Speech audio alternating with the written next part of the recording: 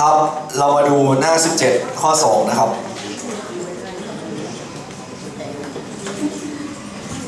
เขาบอกว่าจงหาพจน์ที่10ของลำดับเรขาคณิตนี้นะครับน้องๆครับน้องๆก็หา an ก่อนก็คือพจน์ที่ n ก่อนแล้วน้องค่อยแทน n เนี่ยเป็นเลข10นะครับตัวนี้นะครับ1 2แล้วก็4นะครับไปเรื่อย r เท่ากับเท่าไหร่น้องข้อนี้เท่าไหร่ครับ2นะใครไม่เข้าใจบ้าง2หารด้วย1ได้2 r ข้อนี้เท่ากับ2ครับตรงนี้เนี่ยน้องก็จะหา an ได้ an นะครับก็จะเท่ากับ a1 ก็คือ1คูณ r ยกกำลัง n ลบ1ครับน้องๆครับ1เนี่ยไปคูณกับ2ยกกำลัง n ลบ1คูณอะไรก็ได้เท่าเดิมนะครับเรียก1ว่าเอกลักษณ์การคูณมันจะกลายเป็น an เท่ากับ2ยกกำลัง n ลบ1นี่คือขั้นแรกหลังจากนั้นนะครับน้องๆครับเขาหาพจน์ที่10น้องก็แทนค่า n เป็น10เลยนะครับพจน์ที่10เนี่ยหรือ a10 นั่นเอง2ยกกำลัง10ลบ1 10ลบ1ก็จะเหลือ9นะครับพจน์ที่10ก็จะกลายเป็น2ยกกำลัง9อันนี้อย่าลืมไปซ้อมนะ2กำลัง0ถึง2กำลัง10เนี่ยเจอบ่อยนะครับข้อแนะนำคือให้ไปซ้อมจำมันจะทำให้เราคิดเลขเร็วขึ้นนะครับ2กำลัง0ได้1 2กำลัง1ได้2 2กำลัง2ได้4 2กำลัง3ได้8 2กำลัง4ได้16 2กำลัง5ได้3 2 2 6ได้6 4 2 7 128 2 8 256 2 9 522 2 10 1024 2กำลัง9เนี่ยมันจะได้510ครับคุณพันว่าไงครับครับจะตอบ522ใช่ไหมโอเคดีมากคำตอบข้อนี้คือพจน์ที่10คือ522ครับประเด็นนี้ข้อแรกผ่านไปใครไม่เข้าใจยกมือครับถ้าข้อสอบออกทำได้นะให้ลำดับเรขาคณิตมาหา an ก่อนแล้วเอา an ที่ได้ไปหา a10 หรือพจน์ที่10นั่นเองนะครับน้องๆครับเที่ยวนี้เรามาดูข้อที่3เรามาดูข้อที่3นะครับเราหา r ก่อนเหมือนเดิมแผนเดิมเลย1ตอนนี้อยู่หน้า18นะครับหน้าที่18พจน์ที่1เป็น1ครับพจน์ที่2เศษ1ส่วน2พจน์ที่3เศษ1ส่วน4ครับไปเรื่อยเดี๋ยวเราจะหา r ก่อนนะครับหรืออัตราส่วนร่วม r นะครับจะเท่ากับพจน์ที่2หารด้วยพจน์ที่1เศษ1ส่วน2หารด้วย1ได้เศษหน่วย2ครับเดี๋ยวเราจะหา an ก่อนนะครับเราจะหา an ก่อน an ก็จะเท่ากับ a1 คูณ r ยกกำลัง n ลบ1ประเด็นนี้มีน้องคนไหนไม่เข้าใจบ้างครับการหา an นี่คือ an ของข้อนี้ครับ an เท่ากับ1คูณเศษ1ส่วน2ทั้งหมดยกกำลัง n ลบ1แต่น้องๆเรียนแล้วครับว่า1คูณอะไรก็ได้เท่าเดิมจึงกลายเป็น an เท่ากับเศษ1ส่วน2ทั้งหมดยกกำลัง n ลบ1ครับโอเคแต่โจทย์ข้อ3นี้หาอะไรครับพจน์ที่อะไรพจน์ที่8ใช่ไหมพจน์ที่8หรือ a อะไรนี่ครับ a8 นี่ทำยังไงน้อง a8 คือการแทน n เป็น8เก่งมากน้องก็แทน n เป็นเลข8นะครับมันก็จะกลายเป็นเศษ1ส่วน2ทั้งหมดยกกำลัง8ลบ1 8ลบ1ได้อะไรครับน้อง7ตรงนี้กลายเป็น a8 จึงเท่ากับเศษ1ส่วน2ทั้งหมดยกกำลัง7เศษ1ส่วน2ทั้งหมดยกกำลัง7คือเศษ1ส่วน2คูณกัน7ตัวน้องนึกออกไหมว่าถ้าครูเอา1มาคูณกัน7ตัวมันได้อะไรน้องใช่มันก็ได้1เหมือนเดิมเก่งมากครับน้องแล้วด้านล่างไอ้ตัวส่วนเนี่ยครูเอา2มาคูณกัน7ตัวใช่หรือไม่2คูณกัน7ตัวหรือ2ยกกำลัง7น้องท่องมาได้ครับ 2 กำลัง 0 ได้ 1 2 1 ได้ 2 2 2 ได้ 4 2 3 ได้ 8 2 4 6 2 5 3 2 2 6 6 4 2 7 128คำตอบข้อนี้นะครับจึงตอบ A8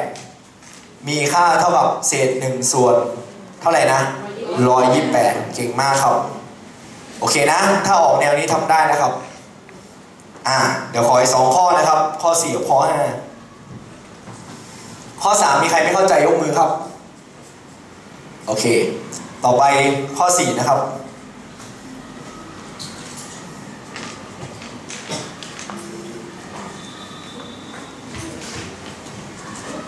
นี่ไงลองคิด R ให้คุณหน่อยเร็วข้อ4เท่าไหร่ R มีคนตอบ32เท่าไหร่ R หาร2อะไรนะเศษเหนือ2มีลบ2มีอะไรอีกลบ2มีอะไรอีกเศษเหนือ2ดีมากครับน้องๆหลายคนพยายามตอบถึงตอบผิดก็ไม่เป็นไรน้องมันต้องผิดคนเราไม่มีใครถูกตลอดหรอกครับน้องมันต้องผิดแล้วก็เราแก้ไขให้มันถูกไงโอเคไหมครับน้องๆครับพจน์ที่2เนี่ยมันจะกลายเป็น64แล้วหารด้วยพจน์ที่1คือ128ข้อสังเกตคือ64คูณ2ได้128 64คูณ1ได้64 64คูณ2ได้อะไร128สรุปครับ R เท่ากับอะไรครับเศษ1ส่วน2ต่อไปนี้เราก็จะหา AN ได้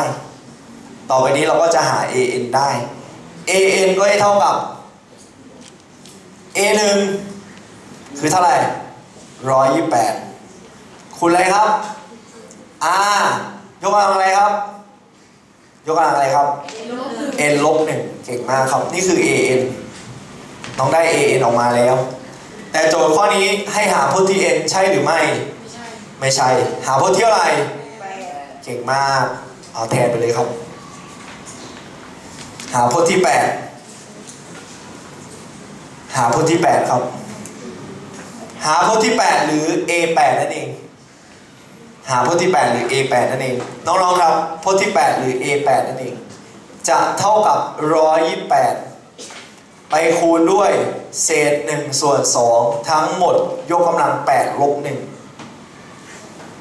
8ลบ1ได้อะไร7ใช่ข้อสังเกตนะแบบหันในชุดนี้เนี่ยเจอเลข2ยกกำลังนี้เยอะมากเลย2ยกกำลัง0ถึง2กำลัง10ที่ครูบอกนะเคล็ดลับก็คือบอกไปแล้วว่าพยายามไปฝึกท่อง2กำลัง0ถึง2กำลัง10มันใช้บ่อยมากเดี๋ยวปีหน้าก็ใช้บ่อยจริงๆตรงนี้เป็น128ครับน้อง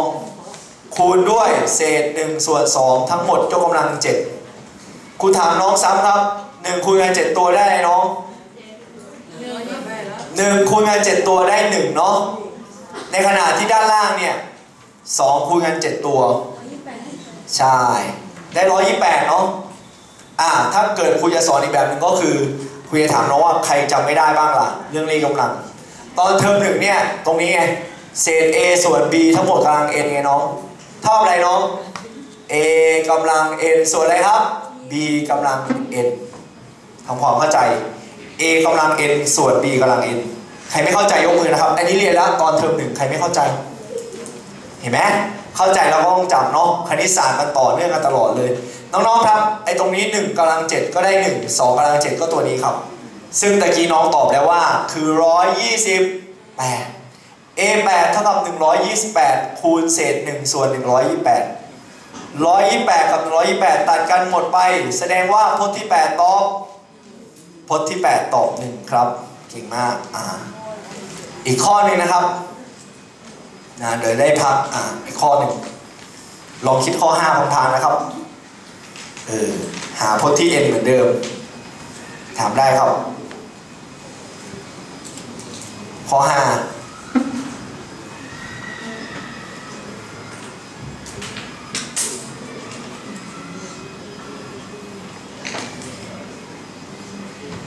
พจน์ที่10นะครับหรือ a10 พจน์ที่1คือ a พจน์ที่2คือเศษ a ส่วน b พจน์ที่3คือเศษ a ส่วน b กำลัง2ไปเรื่อยนะพจน์ที่10คืออะไรหาก่อนเร็ว 1 ส่วน b เอาใครยังไม่ได้ r เป็นเศษ1 ส่วน b เลขมือครับใครยังไม่ได้ค่า r หรืออัตราส่วนร่วมเป็นเศษ1 ส่วน b ให้เลขมือเลยนะครับน้องๆครับ r ข้อนี้เนี่ยจะเกิดจากพจน์ที่2นะครับคือเศษ a ส่วน b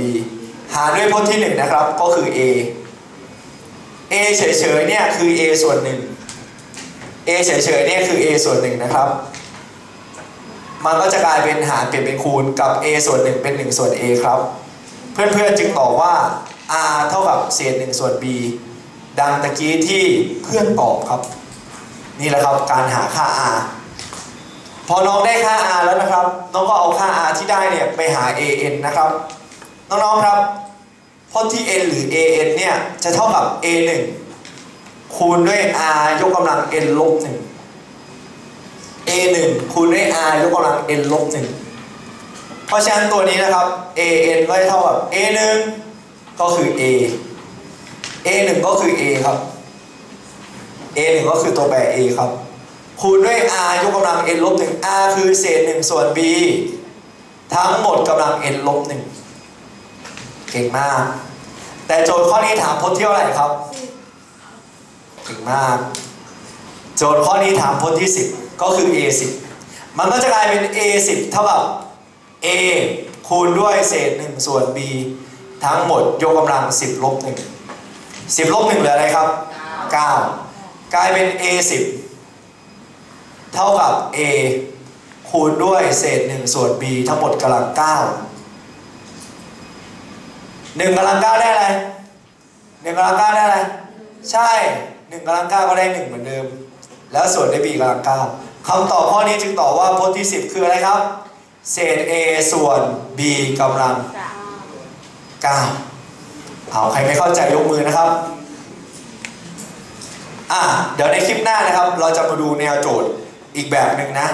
อีกแบบหนึ่งก็คือเขาจะให้ลำดับเลขานิดมาแล้วถามว่ากี่พจน์นะแล้วเจอกันใหม่ในคลิปหน้าครับสวัสดีครับ